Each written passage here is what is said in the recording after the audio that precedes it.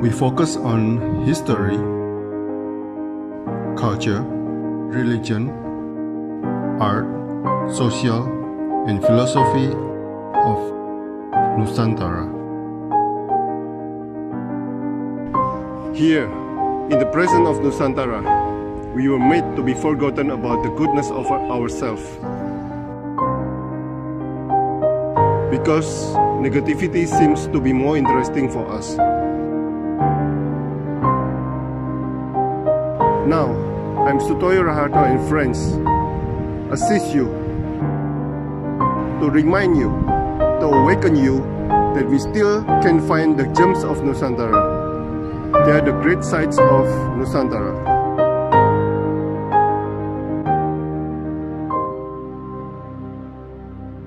Selamat malam Mbak Switsi, seorang, nah ini Mas Wir, kita tadi barusan ngobrol kampung perompak di satu desa ini.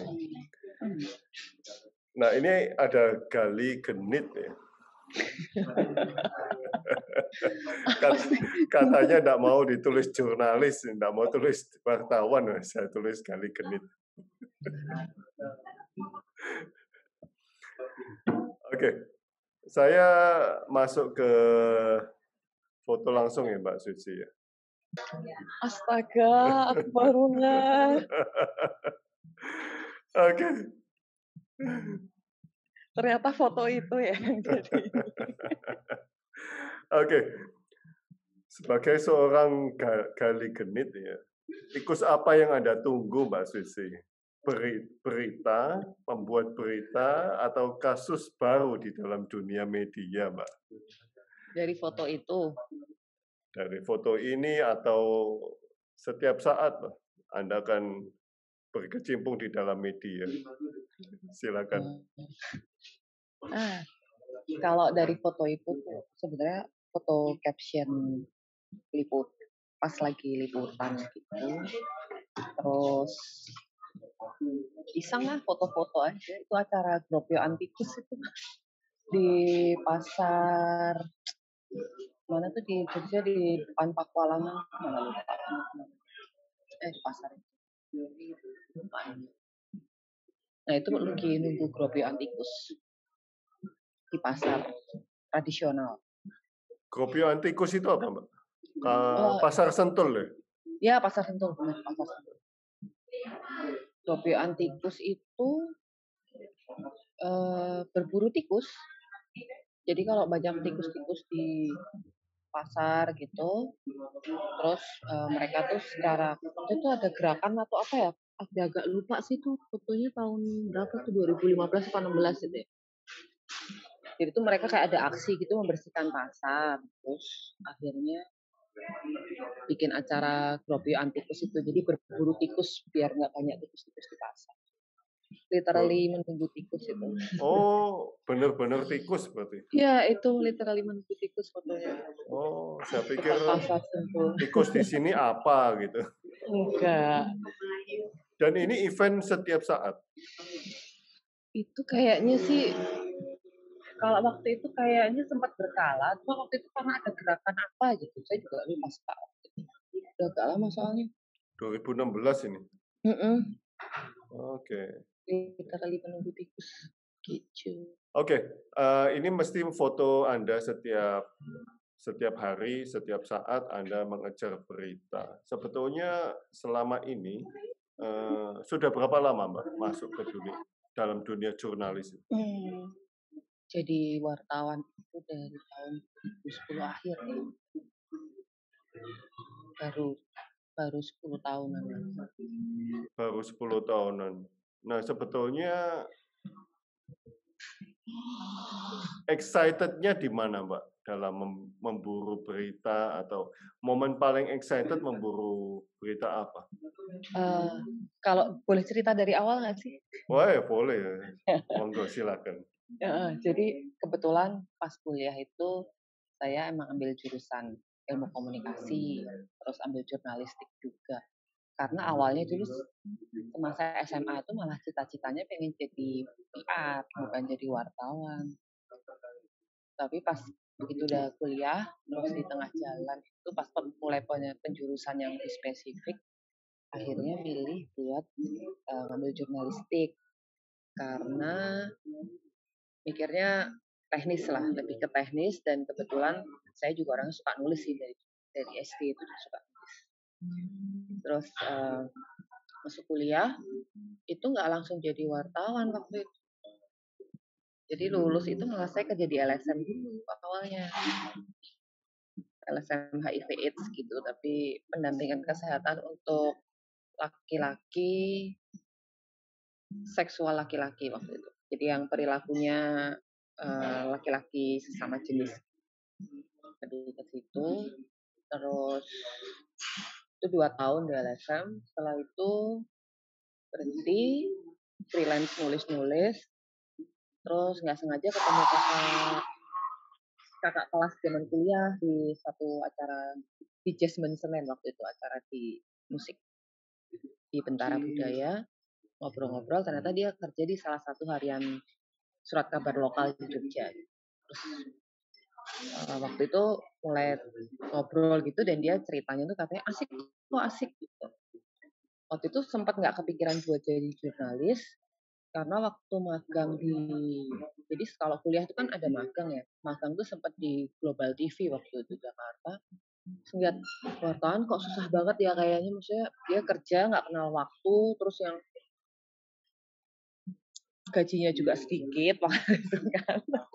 Kayaknya tuh kok ini banget ya, susah banget, terus yang kayaknya itu nggak bisa dandan, nggak stylish gitu, dan jadi bener-bener nggak kepikiran buat jadi wartawan setelah lulus kuliah itu.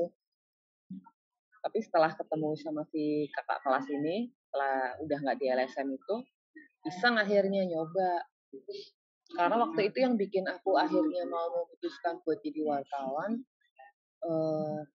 salah satu cerpen itu sempat dimuat di majalah wanita gitu. Jadi aku ngerasa, ternyata tulisanku layak ya, maksudnya untuk ukuran orang dewasa. Kalau dulu kan zaman masih kecil dimuat di majalah Bobo gitu udah seneng ya. Tapi setelah itu kan nggak pernah kirim-kirim karya lagi gitu. Terus akhirnya karena ngelihat ternyata tulisanku bisa nih dibaca, terus aku iseng lah jadi. Waktu itu awalnya ya daftar aja karena emang juga nggak punya kerjaan tetap kan, udah daftar itu juga nggak langsung keterima, tapi sempat dipanggil lagi beberapa bulan kemudian gitu, karena ternyata yang pas gelombang pertama itu yang keterima itu adalah orang yang udah punya pengalaman di jurnalistik, sementara kan saya nggak punya pengalaman sama sekali. Terus ya udah akhirnya beberapa bulan kemudian dipanggil, udah mulai kerjalah di situ jadi wartawan sampai sekarang, walaupun akhirnya konsepnya sekarang agak sedikit bergeser juga. Makanya tadi nggak senang, bukan disebut jurnalis lagi, tapi lebih memposisikan diri sebagai pekerja teks komersial gitu. Karena akhirnya ruang lingkupnya di perjalanan waktu yang berjalan ini nggak cuma lebih banyak bikin project-project, bantuin buat publikasi, bikin rilis untuk event-event acara markomnya kayak gitu, yang berhubungan dengan copywriting. Copywriting, oke. Nah, kembali ke pertanyaan saya yang awal, sebetulnya pernah nggak mengalami the most exciting moment sewaktu mengejar berita? Pernah. Itu dialamin waktu awal-awal pasti iyalah, karena nggak bisa dipungkiri itu kayak euforia banget jadi orang yang disebut wartawan. Walaupun sekarang sebenarnya biasa aja. Bahkan kalau awal biasanya orang baru kan euforia gitu, mengetahui sesuatu lebih awal gitu. Apalagi medsos kayak dulu kan nggak kayak sekarang ya. Jadi kan lebih eksklusif lah dulu. Di bawah 2015 kan wartawan masih lumayan lah, infonya itu bisa didapat, kita keep lebih dulu dibandingin, bisa dapat dulu dan bisa di keep dulu dibandingin audiens yang lain. Ya udah, terus itu awal-awal tuh sangat excited, dan semakin excited itu memasuki tahun kelima jadi wartawan. Jadi kayaknya tuh yang semangat banget nih ketika bikin mengiring satu isu. Itu yang terus-terusan, terus apalagi sampai pejabat-pejabatnya itu yang jadi rajin telepon karena bingung, karena takut besok tulisannya apa lagi nih segala macam gitu. Tapi waktu itu sok-sokan aja, ya besok lihat sendiri aja lah Pak beritanya kayak gimana kayak gitu. Itu momen-momen paling pernah sangat excited dan mungkin jadi klimaks, sekaligus setelah itu anti klimaks untuk di euforia sebagai wartawan. Jadi, Nah, tragedi atau kasus apa yang the most exciting? Ada beberapa sih. Dulu awal-awal itu sempat penambangan Merapi, penambangan pasir di Merapi itu tahun 2011-an lah sekitar itu, awal habis Merapi erupsi. Terus setelah itu ada kasus,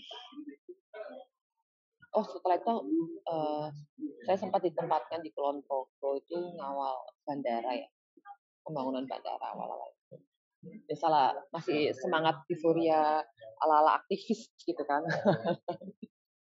Terus yang terakhir itu di ngawal soal kasus pembangunan hotel, isu pembangunan hotel itu. Nah, ya, ini pernah saya tanyakan kepada beberapa wartawan juga. Tetapi apakah bisa nggak kita seimbang antara judgement kita dengan judgement si A dan si B?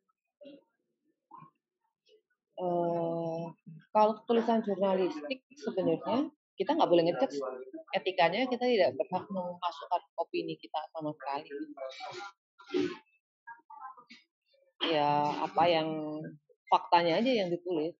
Jadi tidak ada judgement, tidak ada judging terhadap sesuatu. Idealnya seperti itu. Cuma kan manusia pasti punya keberpihakan. Iya, itu yang saya. Keberpihakan itu akhirnya nanti yang akan mengarahkan kepada angle framing sebuah berita. Biasanya sih kayak gitu. Nah kalau udah kayak gitu, ya akhirnya berdasarkan fakta-fakta aja sih, mana yang lebih berat, mana yang paling mendekati kebenaran, walaupun sebenarnya kebenaran itu juga akhirnya nggak mutlak. Tapi kan seenggaknya dengan data-data yang kita dapat gitu, itu bisalah diolah gitu, terus yang bisa menentukan, akhirnya kan kelihatan nih pemetaannya seperti apa. Nah itu akhirnya bisa menentukan framingnya, angle-nya itu akan seperti apa. Yang tadi kan mengatakan pertama idealistik ya, idealistik, aktivis dan sebagainya. Apakah idealisme itu sudah runtuh, Pak, setelah 10 tahun? Kalau idealisme itu nggak runtuh ya, tapi idealisme itu menurut lebih pada akhirnya itu lebih dinamis. Dinamis itu dalam arti dulu, karena sekarang saya statusnya freelance ya, ada beberapa media gitu. Saya freelance, di situ saya tidak terikat dengan perusahaan, jadi saya juga bisa menjalankan proyek-proyek saya sendiri gitu kan. Karena freelance itu bukan idealisme yang luntur, tapi lebih dinamis, lebih terbuka terhadap segala agak susah juga.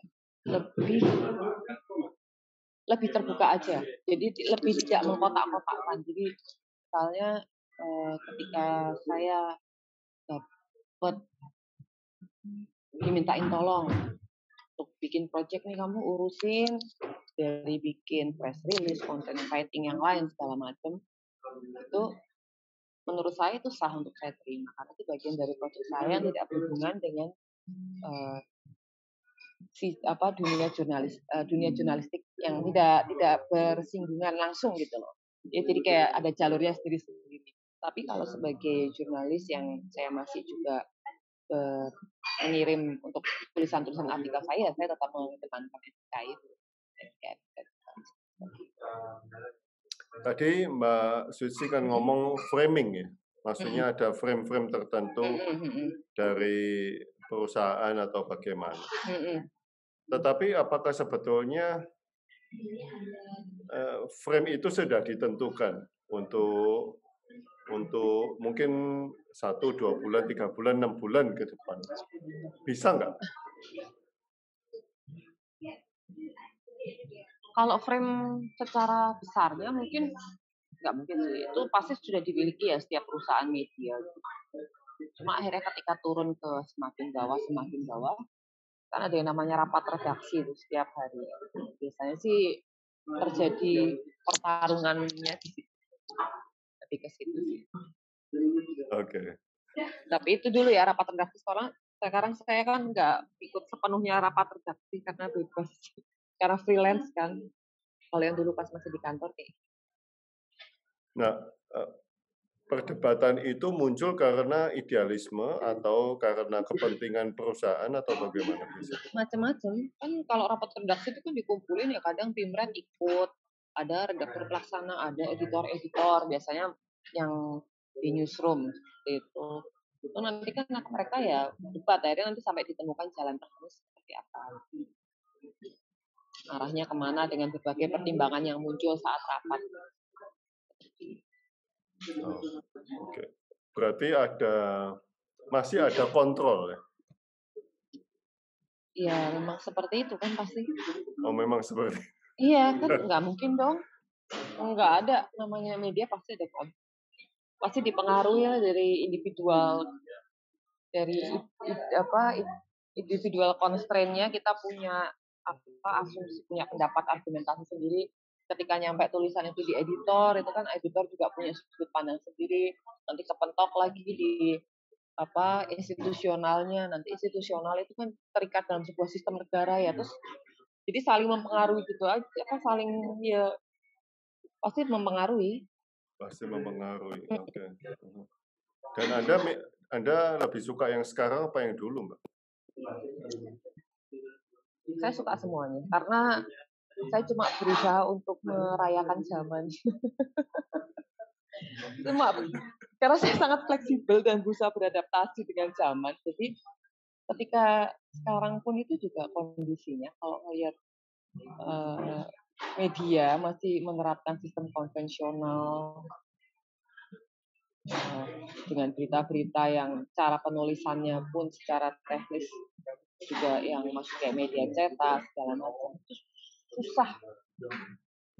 Susahnya karena ya udah beda gayanya dengan karena sekarang teknologi, orang baca berita online apa sih, orang ketika pengen ngeklik dia pasti butuh sesuatu yang menarik dong, walaupun nggak harus clickbait ya, tapi yang menarik dong, sesuatu yang beda. Kalau misalnya beritanya lurus-lurus aja, orang bisa baca dari media sosial lebih cepat malah info-infonya.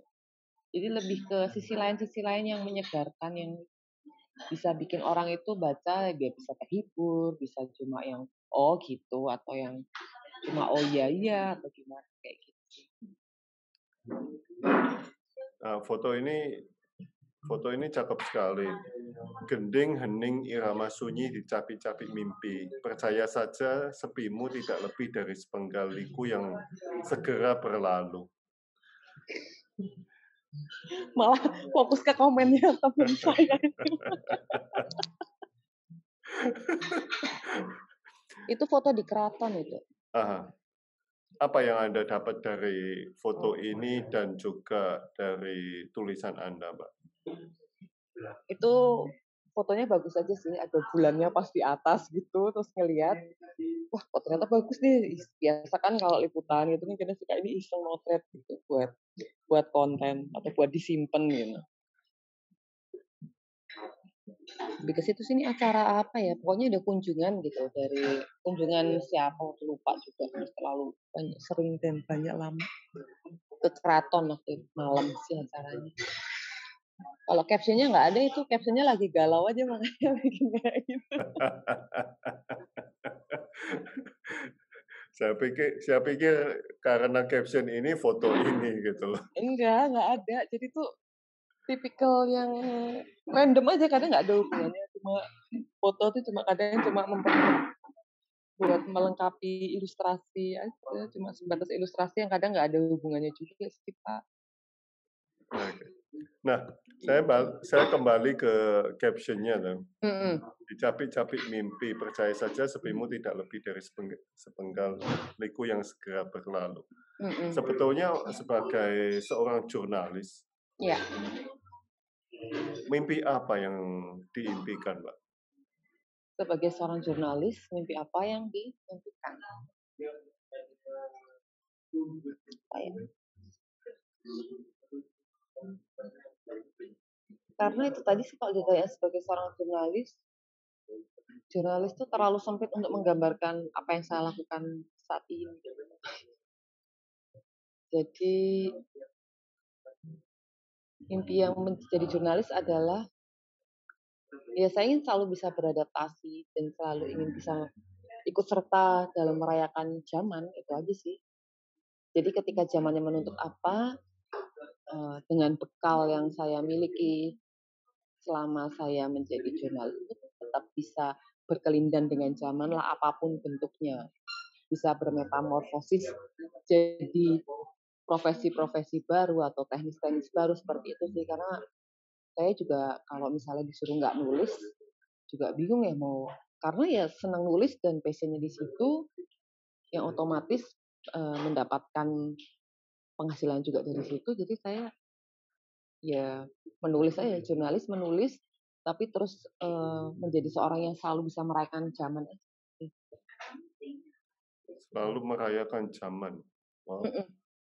Saya baru Berpartisipasi. pertama kali mendengarkan ini. Merayakan zaman. Nah, ini foto menarik juga, Mbak.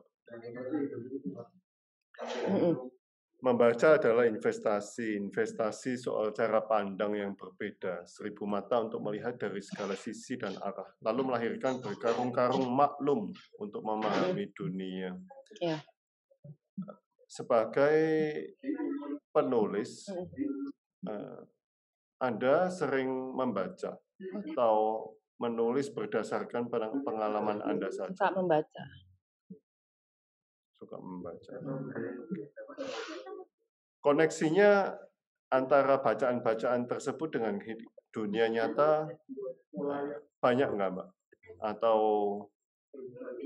Atau tulisan-tulisan yang ada di buku itu kadang terlalu idealisme dan sebagainya? Kebetulan saya sukanya baca novel sama buku sejarah, sama sejarah biografi gitu. Novel tapi sih kebanyakan novel-novel sastra.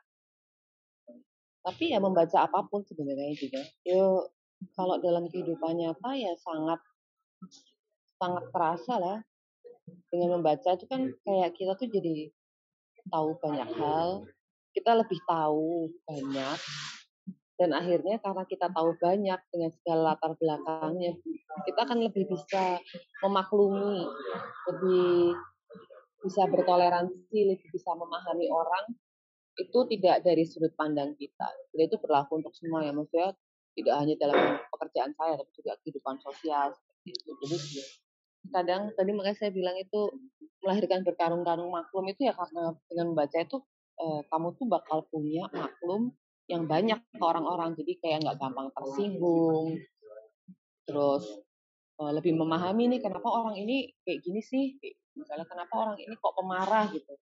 Saya juga suka baca buku psikologi, artikel-artikel jurnal-jurnal psikologi, saya juga suka. Tapi kan saya ngeliat, oh ternyata orang pemarah, terus tahu dia latar belakang keluarganya seperti apa gitu. Akhirnya mengaitkan itu dengan apa yang pernah saya dapatkan, saya baca gitu, akhirnya jadi maklum.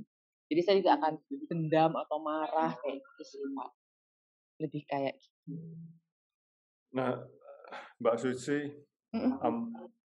kalau kita lihat masyarakat kita ya banyak yang tidak suka membaca, itu satu.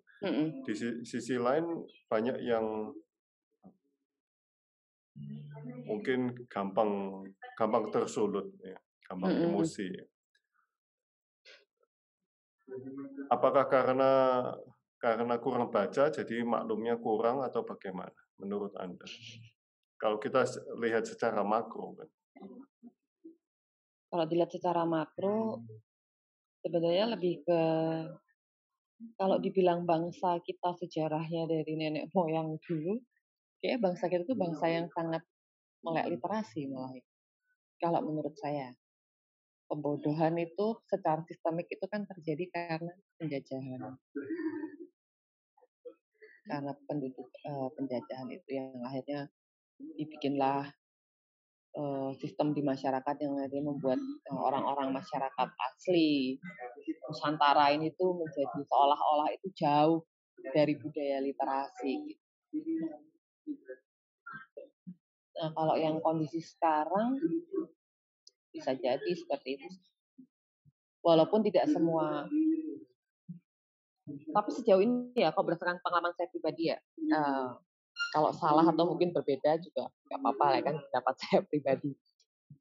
Selama ini saya melihat orang-orang yang dari lingkungan sekitar saya, mereka yang senang membaca, yang banyak membaca, itu mereka lebih bisa mengontrol emosi, mengontrol perilaku, walaupun bukan berarti terus mereka orang yang alim ulama seperti itu enggak, tapi caranya berinteraksi ke orang lain itu mereka lebih bisa mengontrol dirinya gitu.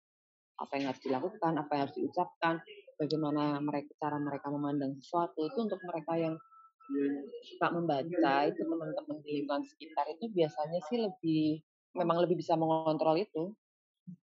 Ini di lingkungan saya sendiri yang saya menilai. Jadi akhirnya kalau dibilang apakah membaca itu mempengaruhi, menurut saya sih ya. Dan tergantung bacaannya juga sih. Kadang ada orang yang saya dulu pernah dapat cerita gitu, dari salah satu pegiat buku. Kadang buku yang ya mungkin karena sistem itu ya. Jadi buku-buku yang ada di Jawa itu ternyata kan belum tentu ada di luar Jawa. Nah, kalaupun ada itu mereka kadang buku-buku yang sudah dipilih tema-tema tertentu gitu yang akhirnya tuh mau nggak mau mereka melahap buku itu, jadi otomatis pola pikir dan perilaku mereka terbentuk sesuai dengan apa yang mereka baca seperti itu. Cuma kalau tadi pertanyaannya Pak Harto balik lagi secara makro, saya bilang iya, membaca itu akan membuka. Mbak Susi, tadi Anda mengatakan melek literasi. Anda juga Anda suka membaca buku sejarah. Melek literasi itu bisa diomong sejak kapan sampai kapan hingga bukan buta literasi, tetapi melek literasi itu dilemahkan, Mbak. Ambil contohnya yang di Jogja aja ya.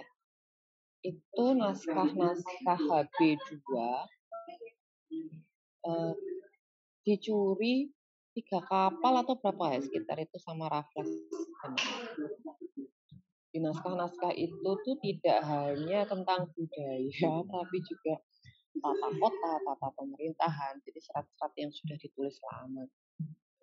Di situ kan sebenarnya menunjukkan bahwa sebelum itu diculik, berarti kan sebenarnya kita sudah punya pegangan, kita sudah punya panduan sebenarnya, tapi akhirnya hilang berapa generasi karena tidak ada warisan literasi itu ke generasi berikutnya. Orang waktu itu dibawa pergi sama Raffles ke Inggris dan sebagian tersimpan di Belanda. Kemarin juga sekitar 2018 atau 19 ya yang sudah dibalikin sebagian ya, baru sebagian kecil, dan sekarang kita baru mau memulai lagi untuk menganalisis, untuk menelaah literasi itu kan butuh waktu lagi yang lebih lama. Jadi sejak perampokan itu? Sejak perampokan itu ya, karena itu ya yang tercatat di buku sejarah seperti itu. Dan saya belum dapat referensi lainnya yang mengatakan waktu sebelumnya atau sesudahnya, jadi saya mengambil contohnya yang seperti itu. 3 kapal ya? 3 kapal kayaknya. Oke, ini foto Anda yang sangat menarik, Mbak. Iya. Iya. Jual puisi seketika ya. Nah, ya. Ini memang benar ada ya? Iya, ada. Itu di FKY tahun 2000 berapa itu ya? 19 ya? 2019. Ini bawahnya 19. Iya, jalan 19. FKY yang di Kampung Mataraman itu. Ah. Jadi Nah, waktu itu ada satu ya, konter, silakan bercerita. ada satu konter, satu lapak gitu dia rame orang bikin puisi. Dia jual puisi seketika ya. Bayar berapa waktu itu 1.000 tuh berapa ya? Tapi nggak beli juga, cuma merhatiin terus motret. 10.000 ini. 10.000 ya? Ya. Ya, 10.000 ya. 10.000. Ngasih lebih juga boleh kan? Iya itu. Puisi seketika. Nah, Anda menulis di tempat ini, diksi bisa dibeli, seperti kata-kata mutiara, sebatas ingat tak kunjung lekat. Apa yang tidak bisa dibayar tunai hari ini?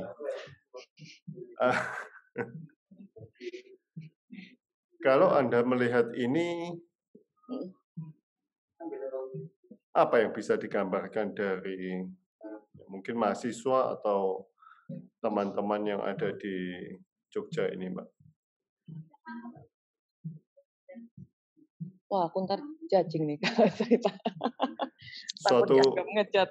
Suatu kreatif atau bagaimana? Kalau bagi si pemilik puisi, jual puisi ini, dia pintar membaca pasar. Dia juga seorang yang pintar, tak akuin bikin tulisan, milih diksinya. Emang bisa bikin puisi dia. Ya nggak apa-apa, kebutuhan pasar kan. Orang seneng, kadang orang itu mungkin kepengen kata-kata yang indah, tapi dia nggak bisa menuangkannya, ya akhirnya beli. Cuma yang sebenarnya waktu itu sempat bergejolak di benak saya pas ngelihat itu, karena selama ini saya selalu berpikir, jadi ada pandangan lain gitu setelah melihat lapak gitu. Karena dari dulu saya selalu berpikir ketika puisi itu sesuatu yang intim gitu. Jadi kamu bikin sendiri atau kamu bikinin orang lain, tapi orang itu punya kedekatan personal gitu. Jadi ketika kata-kata itu sebatas jual beli, ya udah memang bisa dinikmati, tapi rasanya kelekatannya, kedekatannya itu ya akhirnya cuma kayak kata-kata mutiara aja yang orang oh ya ingat, tapi kan nggak melulu dia lekat gitu. Beda ketika orang itu dikasih puisi oleh seseorang yang emang dekat sama dia, apa yang dianggap penting atau berarti, atau ketika dia membuat puisi itu sendiri, dia pasti akan selalu ingat kata-katanya, maksudnya seperti apa. Lebih ke situ sih. Makanya nulis diksi kayak gitu. Berarti lebih idealisme tentang puisi, menulis puisi.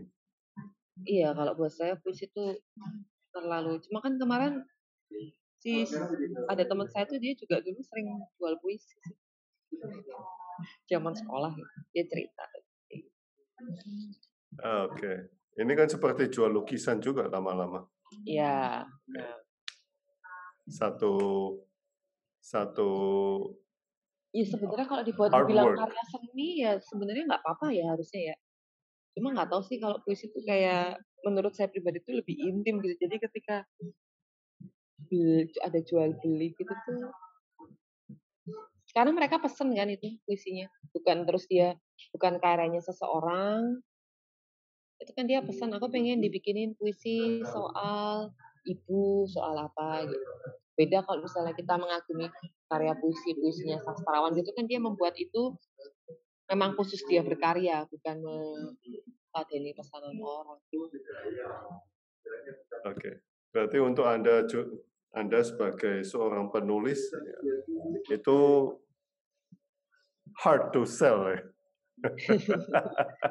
Kalau pesen enggak sih, saya lebih ke ini sebenarnya. Lebih ke yang pesen. Kalau si pembuatnya malah hebat banget nih, dia termasuk orang yang merayakan zaman nih. Anak-anak sekarang seneng galau-galau tapi nggak bisa nulis yang indah-indah. Nah, dia masuk di situ. Keren menurutku. Cuma kalau ngelihat orang-orang yang kemudian pesen dan senang, saya di posting-posting, jadi itu kayak yang gimana? Oh, berarti Anda melihat dari sisi pembelinya. Sisi konsumennya, iya. Kalau di perkaryanya sih dia bagus. Oke, tapi fotonya cakep sekali itu. Saya juga pertama kali baru lihat, baru tahu. Tapi kalau Kalau kaligrafi, oke, kalau ke kaligrafi Cina itu kan juga dibikinkan, kita beli kaligrafinya Iya, juga. heeh. Mau seperti apa? Seperti pesanan lukisan kan? Iya, kalau dia kan lebih ke lukisan, kata mutiara. Kalau kaligrafi kan biasanya kata-kata mutiara gitu kan, Iya, iya, betul, bahasa. betul. Iya. Cuma kalau puisi itu lebih apa ya? Lebih sok-sokan banget bilang sakral. Nggak ngerti sih, karena kalau ngelihat puisi kayak gitu jadi agak nggak objektif juga mungkin aku nilainya. Oke. Terima kasih Mbak Susi atas sharingnya. Wow. Kita ngobrolnya sangat slow tapi berat juga ini. Butuh pemikiran. Lebih ke ini tadi itu sebenarnya bingung soal menunggu tikus apaan sih, itu udah lupa juga Pak kalau bikin captionnya itu, nggak ingat, apa sih menunggu tikus gitu. Ya ternyata. Iya. Tapi katanya Pak Paul di Jogja juga, di Medan, di Tanah Karo juga ada ini. Berburu tikus sawah, kemudian pesta Ya, barbecue. ya kalau di desa-desa itu masih berburu tikus sawah, tapi itu di pasar waktu itu, di pasar tengah kota, ya itu kan di perkotaan ya, di kota. Saya baru tahu kalau ada tradisi ini juga di Indonesia. Oke, terima kasih Mbak Susi atas waktunya. Thank you. Sampai ketemu di Jogja. Ya. Thank you.